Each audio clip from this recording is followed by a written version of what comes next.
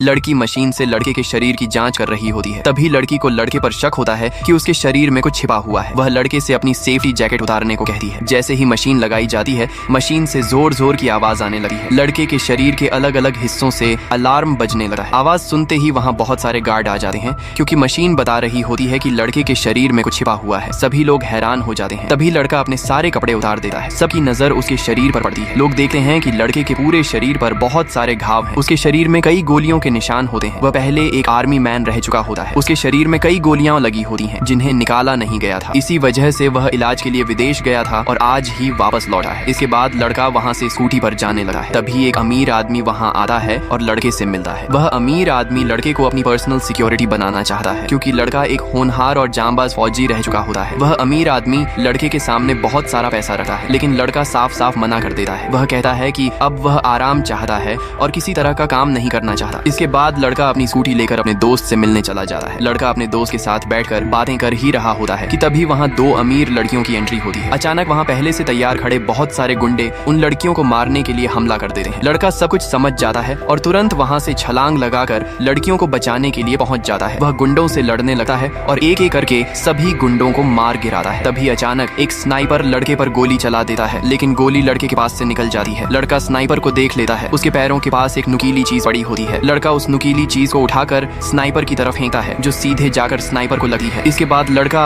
उन दोनों लड़कियों के पास जाता है और उनमें से एक लड़की का जूता निकालने लगता है। लड़की को लगता है कि लड़का उसके साथ बदतमीजी कर रहा है, इसलिए वह वहाँ से गुस्से में अपने पिता के पास चली जाती है। फिर लड़के को वहाँ बुलवाया जाता है और उससे सवाल किए जाते हैं। तब लड़का लड़की के जूते के अंदर से एक जीपीएस निकालकर सबको दिखाता है। वह बताता है कि इसी जीपीएस के जरिए लड़की को ट्रैक किया जा रहा था और उसी वजह से उस पर हमला हुआ था। लड़के की यह समझदारी और बहादुरी देकर वहाँ मौजूद सभी लोग उसके टैलेंट से हैरान रह जाते हैं।